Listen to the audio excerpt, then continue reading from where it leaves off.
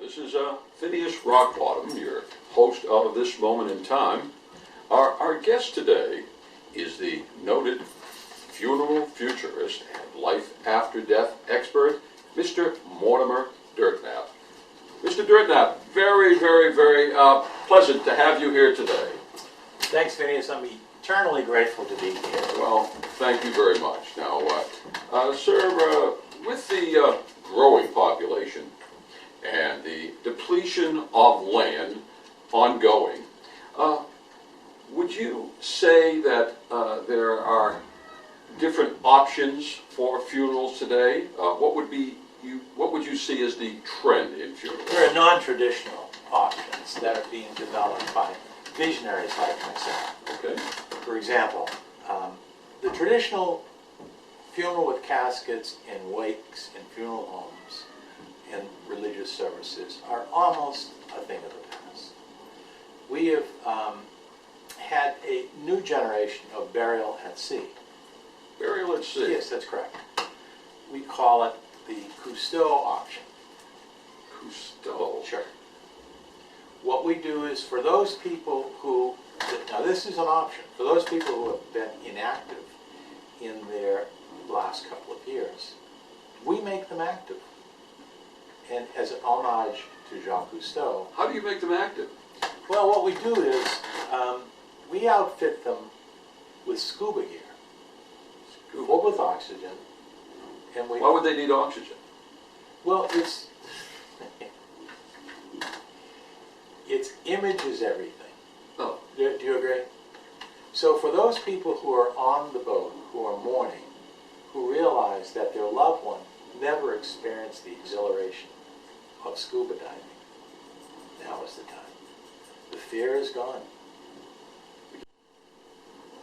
There's a real theme here. Yeah, for people who have feared life their whole life, it's time for them to be courageous.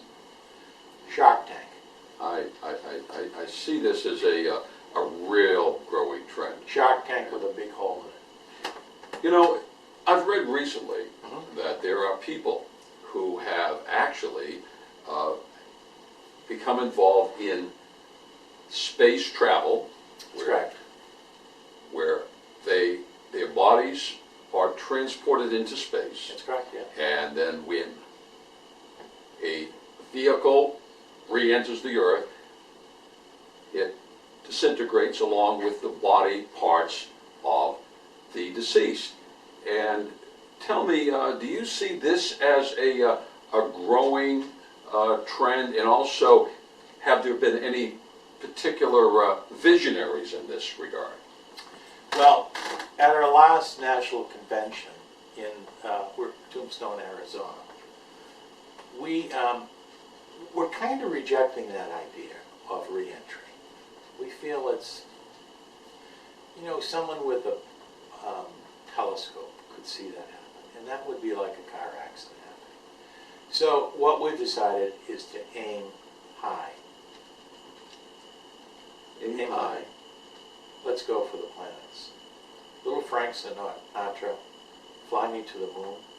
Frank Sinatra? Yeah, Fly Me to the Moon. Frank Sinatra was a visionary. He wrote the lyrics to Fly Me to the Moon as a code for other visionaries. This happened in the 1950s. People don't realize, when they hear the lyrics, Fly Me to the Moon, they didn't realize that we're talking about funerals, and burial, and disposal. Really? Yeah. Right now we're working with BFI. Are you familiar with that company? Yes, they're a trash disposal outfit. Yeah, Browning Ferris Industries, BFI. They have decided to go with a funeral dumpster, a funeral... Oh, you're talking space in another domain now? That's correct, yeah. So not That's outer exactly, space, but it's in space. It is in space. Okay. And they've made a garbage truck to look like a hearse. A garbage truck to Yes, look like black with white wall tires. And it's one way to recycle the bodies. So you would leave the person's home would be put in a BFI trash hauler. There would be a procession to the dump. And there's a recycling bin for caskets. So are you recycling, what are you recycling? Recycling everything. The body The too? deceased, sure, absolutely, yeah. Okay. What we're trying to do now is we're looking at fertilizer. Fertilizer on the recycling of humans in caskets. For example, women and children make great broccoli. Really? Men, especially those men who drink beer, really, really energize tomatoes. Wow. So it's just as you dispose of and recycle the deceased. Miracle Grow has contracted with BFI. I'll never look Have you at ever- eating tomatoes again like Yeah, this. that's right. That's right. No. Have you ever heard of an idea so radical? Actually, I think it's brilliant. Yeah, it truly is. Absolutely brilliant. Mr. Dirtnap, Yeah. you know, funerals are so expensive today. And, you know, I think many people can't afford the cost of funerals. And I've heard of a recent trend where people are actually renting as opposed to buying coffins. Do you see this as a growing trend? Yes, I do. You rent a coffin, you have your service before you go to the cemetery. Like a dump truck. You're dumped out and you're cremated. Casket is recyclable. A casket is reusable. Really? Yeah. So that does make sense. Yeah, That does make sense. There's another trend too, where people who, you know, just don't want to buy a casket, they would like to turn the casket into some type of furniture. Sure, Do absolutely. you see this as something that is developing right now? Yeah, there's something called the coffin table. Oh, You know, so I you can understand actually that, yeah. have the deceased in your living room. wow. Yeah, coffin table. There's also, now this is the best idea that I've ever heard when you talk about having someone at home. Really? A lot of people are really offended by this idea, but they don't have vision. You really have to have vision. How about olfactory vision?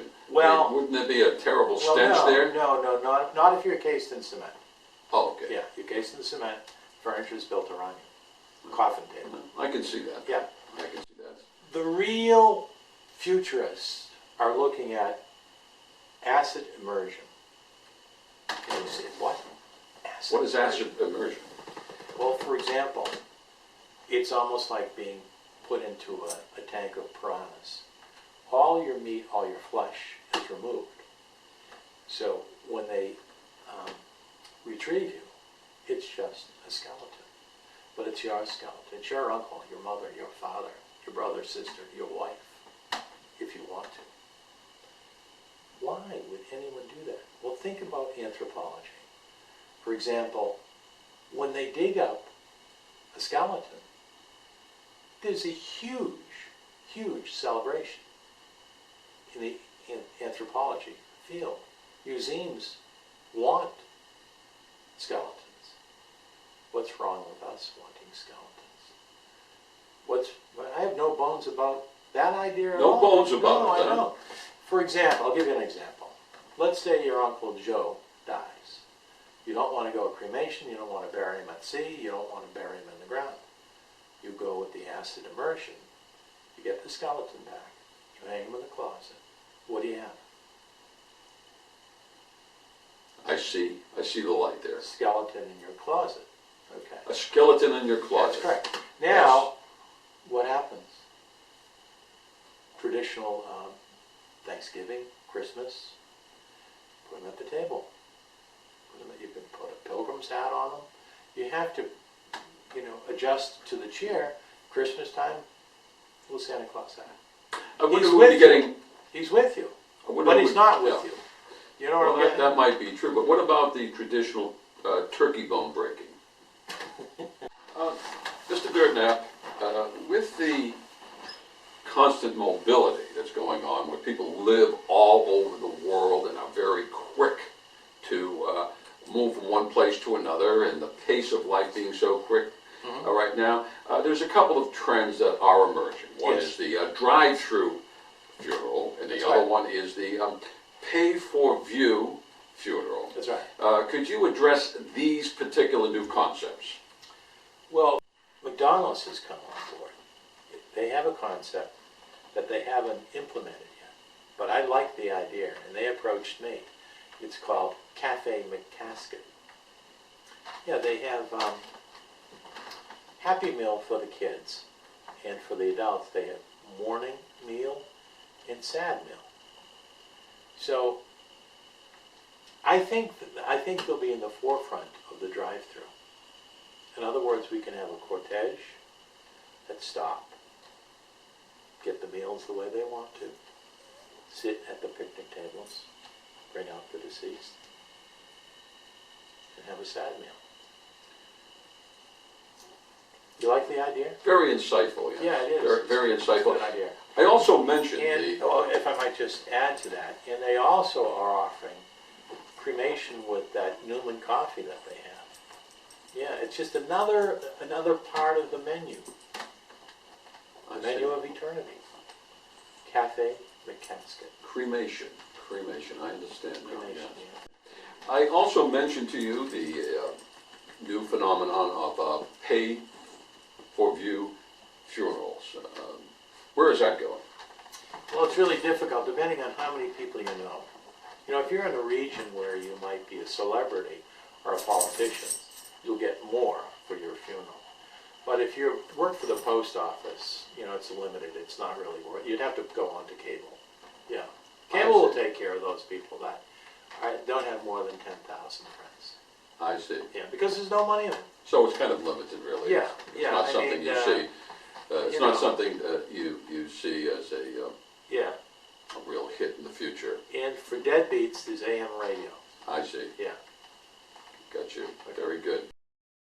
In the retail business, particularly in the jewelry business, there are a number of companies that are promoting jewelry that has the relics or ashes of deceased people.